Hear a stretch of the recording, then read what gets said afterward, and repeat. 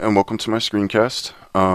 My name is Tyler. I'm going to be guiding you through a step-by-step tutorial today. Thank you, Mr. Coronado, for this amazing project. I'm absolutely loving it right now.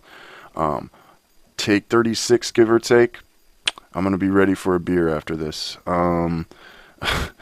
Let's see. So really, this tutorial is just going to be based solely upon some basic design techniques and using different elements like type, texture, and imagery to create something dynamic. And I'm going to try and do that in a short amount of time. And hopefully I won't bore the hell out of you in the process. So what we're going to do is we're going to start out by opening Adobe Illustrator, which is what we're going to be working in solely today. I already have that ready to go, so you don't have to watch the opening sequence of that. We're going to go up to File and create a new document. I'm going to title this Solo, which will make sense in a little bit. Basically, setting up your new document, if you're new to Illustrator, is fairly simple and straightforward. All your options are in here. The Advanced button usually isn't clicked, but it is for me.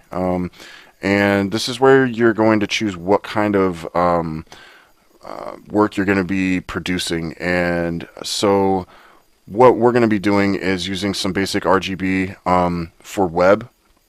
Not solely, I'm going to set it up so we can print it as well, but I'm going to go up to the document profile, select basic RGB. Differences is units. I'm going to use inches today just because it's basic. If you're going to be doing something for the web, I would highly recommend pixels because that's the standard measurement unit used in web design. I'm not going to mess too much with the width and the height. It's basic letterhead size, but I am going to use the horizontal option here. No bleed today, sorry. I'm going to set it up with two artboards. We're going to have a couple options I'm going to show you. And I'm going to use some high resolution imagery, so I'm going to select a high 300 ppi raster effect, and again the RGB, which is going to maintain a better screen level of color that's going to be more accurate. If I was going to be printing, I would use CMYK sometimes. That's a longer story, and I'll get into that on another day when I want to do 37 takes on a screen task. Okay, so select OK. We open our new document. Here are our two artboards we set up at horizontal. Just to show you, I'm going to go up to Window and select, View and Rulers, Show Rulers. So now we have a measurement system if you want to work with a grid or have more of a precise measuring option.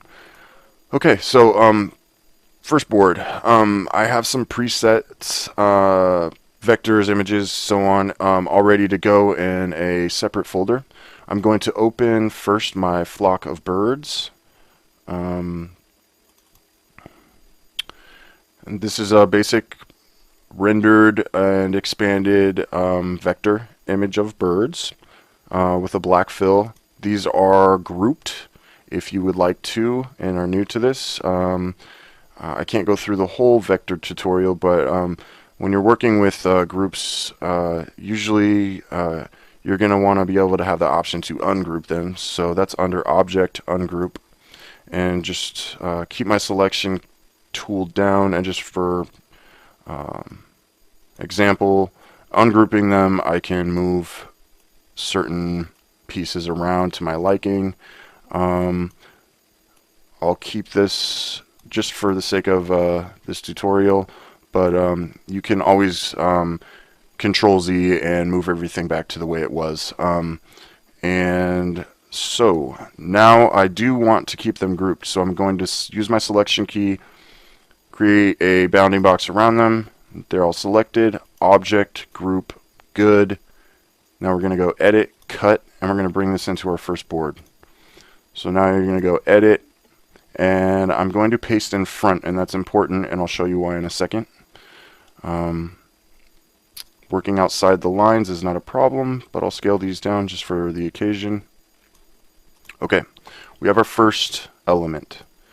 Now what I'm going to do is I'm going to select the T over here, or you can simply type T for your type tool. I'm going to hold down left on my mouse and scale out so I have some room to type. I'm going to type solo, all caps. This is the same as the document we set up. So now I'm going to select a larger size just to look at it. I'm then going to select bold, and this is a Myriad Pro typeface. Okay. Now what I'm going to do is I'm going to edit this to my liking, and because we are going to use this type as the main foundation for our mask, I want to get it as close in as I can. So you can see these changing and moving around here. I'm changing the kerning on that by simply holding down Alt and using my arrow keys. I'm going to squish these in so we can get about as much room as possible to have a better amount of imagery that's going to show through that. That'll become apparent in a second. Okay, so that's all selected. I'm ready to go. Now I want to change this from an editable type to an actual vector image. And technically it's an object, but image object, whatever. You want to go to your type after you have it selected, and let's see. Sorry, I need my selection tool. So I'm just reselecting it with the selection tool. I had my type tool on still. Excuse me. So go back up to type. It doesn't have to be, you know, blacked out or anything. Create outlines, and now we have created an object out of type. This is no longer a functioning editing type object. It is a vector image or object now that is solid. Okay, so object, and I want to group this. It should be grouped anyways, but I just want to make sure. Okay, and then I'm going to bring over these birds on top of it to create a little bit of aesthetic effect.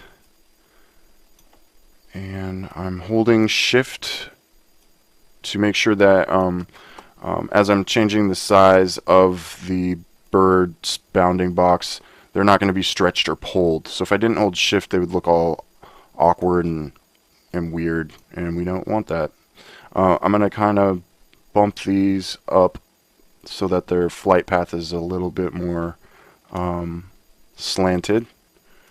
Okay, so we're good there.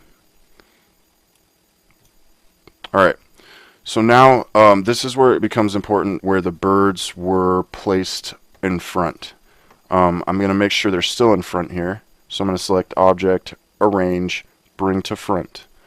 That is because what we're going to do right now is select both the type and the birds together, and we're going to go up to Object and create a compound path. So compound path, make.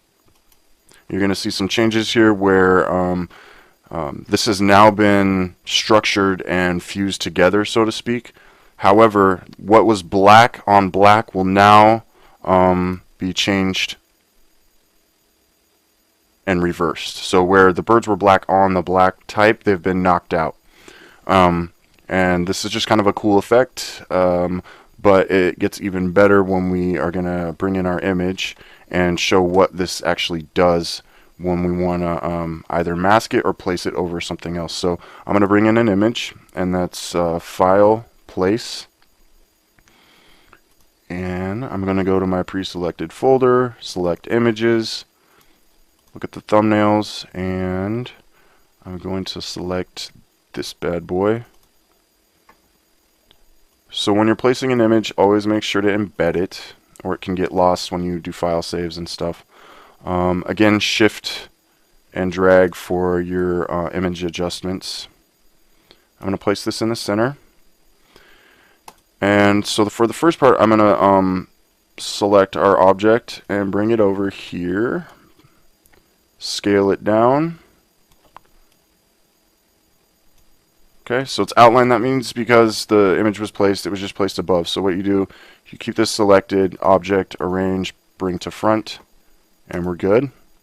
And now you can see where that compound path was made. That white negative now becomes transparent and knocked out. So the background is actually showing now in all these places through. So those bird shapes, their negative space now becomes filled with the background image. So now what I'm going to do is I'm just going to enhance this a little bit. It kind of looks cool right now, but what I'm going to do is I'm going to select our object, and then we're going to play with some blending modes. So I have my transparency box open already. If you need, go to Window and select Transparency. Mine's already selected, and that'll bring up this transparency box. Here are all our blending mode options, normal to luminosity. I've worked with a lot of blending modes, and personally I like overlay for this. It's nice, soft, and just enhances some things. So we're just going to kind of bleed this into the sky a little bit. Not too crazy, but enough to where it just gives it a little kick. So as you can see, the blending mode has changed our object into something that has now become a little radiant and set back a little bit more into the sky. Okay. Option 1, done. Now we're going to mask this. It's going to be quick, but it gives it a cool effect and just gives you more options. Click and drag with the Alt key and Shift down. Okay, we're going to copy that, and now I'm going to copy the image that we're going to mask with. Click and drag that. And actually take care of the opacity. I'm going to turn that off. Excuse me for that. Okay, now we're going to shift click and copy, or not copy, but select both the image and the type. And now I'm going to go to Object, Clipping Mask, Make. Alright, this is basically warning me that the vector is pretty crazy and complex, so sometimes it doesn't work. I believe it's going to work, so yes, and this is what we have. Version and option 2 of what we've created. To see the mask change, we can go into isolation mode by double clicking, and now I have the option of changing the image size within that mask, which will completely alter and change how things can appear and look and so on. And I kind of want to get that boy, the solo man himself, in there, and that's about good. Click out of that, double click to get out of isolation mode, and I'm just gonna make this a little bigger so you can see it's a little pixelated, but whatever. And there we go, there you have it. Yeah, 2 examples of what you can do with some basic techniques. I hope you enjoyed this, and